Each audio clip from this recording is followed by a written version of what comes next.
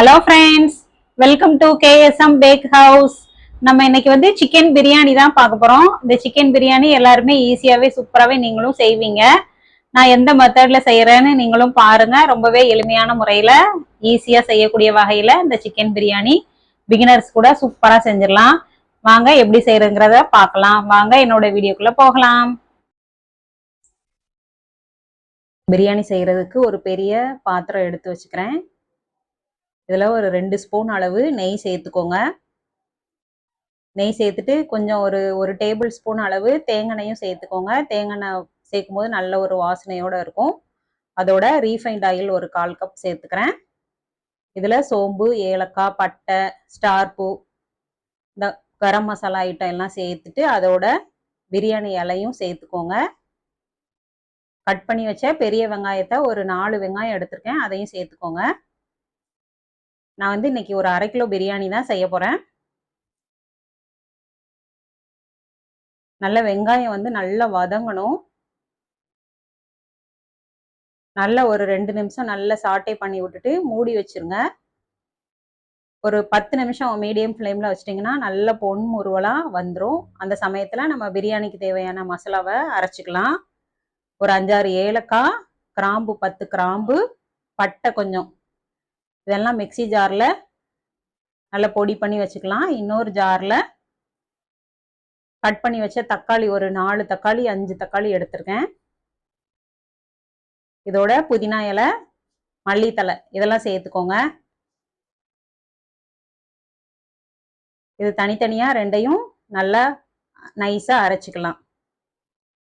இப்போ அரைச்சிட்டு வந்துட்டேன். பிரியாணி மசாலா ரெடி ஆயிடுச்சு. இது எந்த பிரியாணி, கிரேவி எல்லா இதுக்குமே இந்த பொடியை யூஸ் பண்ணிக்கலாம். நல்ல ஒரு வாசனையோட கமகமான்னு இருக்கும். இப்போ வெங்காயம் நல்லா பொன்முருவலா வெந்திருக்கும். நம்ம 10 நிமிஷம் மீடியம் ஃப்ளேம்ல வச்சிருந்தோம். பிரியாணிக்கு மட்டும் எப்போதுமே இந்த பெரிய வெங்காயத்தை நல்ல பொன்முருவலா வறுத்துக்கிட்டிங்கன்னா அடுத்தடுத்து செய்கிற ப்ராசஸ் கரெக்டாக வரும். பிரியாணியும் நல்ல கமகமான்னு வாசனையோடு இருக்கும். இதில் இஞ்சி பூண்டு விழுது ஒரு டேபிள் ஸ்பூன் அளவு சேர்த்துக்கிறேன். நல்ல 1.5 ஸ்பூன் அளவு தாராளமாக சேர்த்துக்கோங்க. இஞ்சி பூண்டு நல்ல பச்சை வாசனை போக நல்ல சுருளை வதக்கி விட்டுறலாம்.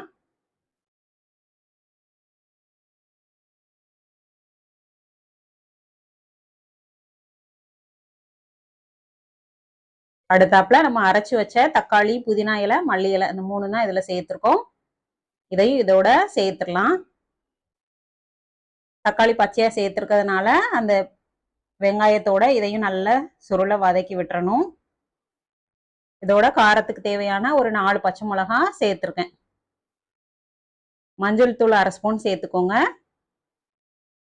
நம்ம அரைச்சி வச்ச அந்த பிரியாணி மசாலா பொடி 1 ஸ்பூன் அளவு சேர்த்துக்கலாம். இதை நல்லா எண்ணெய் பிரிஞ்சு வர்ற வரைக்கும் நம்ம நல்லா வதக்கி விட்டுக்கலாம்.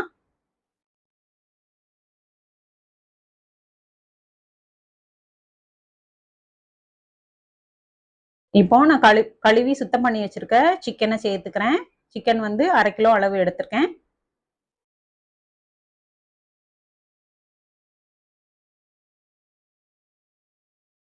நல்லா அந்த மசாலாவோட சிக்கனை நல்லா பரட்டி விட்டுக்கோங்க.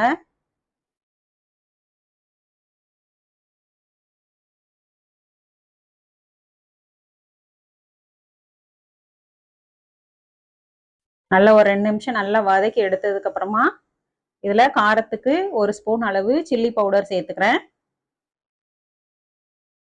பச்சை மிளகாவும் சில்லி பவுடர் மட்டும்தான். இதுல கொஞ்சம் ஒரு டேபிள் ஸ்பூன் அளவு தயிர் சேர்த்துக்கோங்க.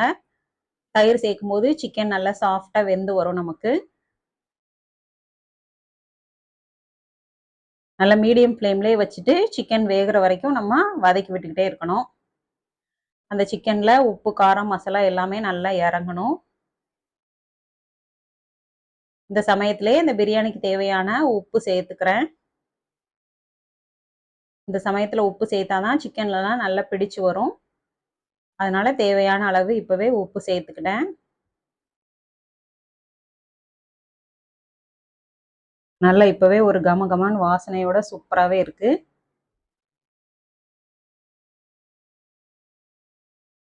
இதை நான் மூடி போட்டுட்டு ஒரு 15 நிமிஷத்துல இருந்து 20 நிமிஷம் வரைக்கும் நல்ல மீடியம் ஃப்ளேம்ல வச்சிட்டிங்கன்னா சிக்கன் ஓரளவு நல்லா வெந்து வந்துடும்.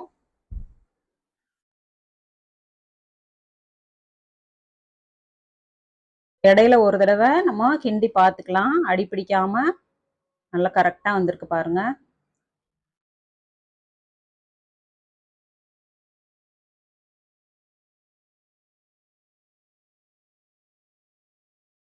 இது மூடி போட்டுடலாம். நான் மீடியம் ஃப்ளேம்ல தான் வச்சிருக்கேன். இடையில ஒரு 2 தடவை ஓப்பன் பண்ணி கிளறி விட்டுக்கிட்டிங்கன்னா இந்த எண்ணெய் பிரிஞ்சு மசாலா சூப்பராகவே வந்திருக்கு பாருங்க.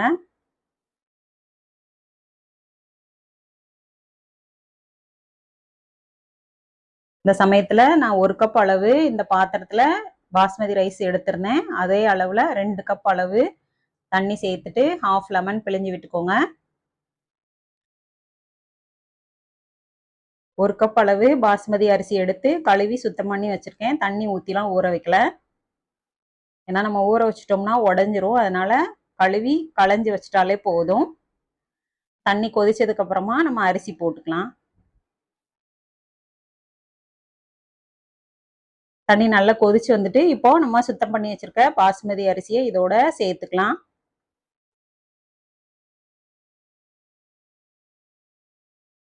இது ஈஸியான மெத்தட்ல சூப்பரா பிகினர்ஸ் கூட செஞ்சிடலாம்.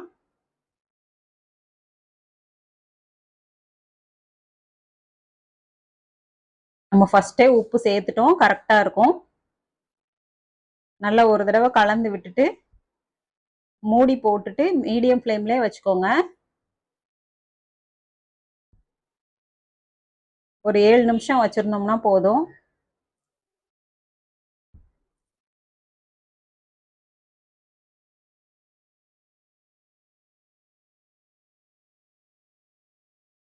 இடையில ஒரு தடவை எடுத்து கிளறி பார்த்துக்கோங்க.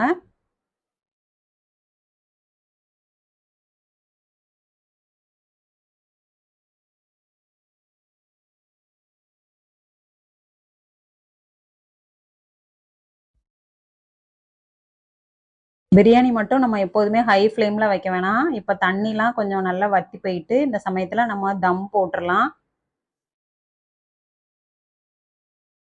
இதை இறக்கி வச்சுட்டு நல்ல லோ ஃப்ளேமில் வச்சுட்டு ஒரு தோசைக்கல் வச்சுக்கோங்க. அதுக்கு மேலே நம்ம பிரியாணி பாத்திரத்தை வச்சுக்கலாம்.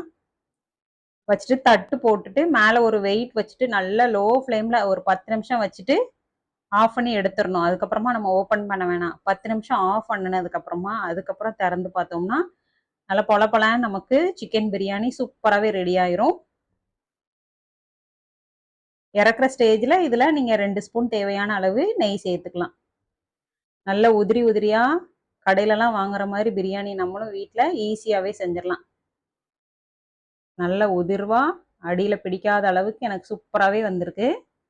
நீங்களும் இது மாதிரி ட்ரை பண்ணி பாருங்கள், கண்டிப்பாக உங்களுக்கு பிடிக்கும்.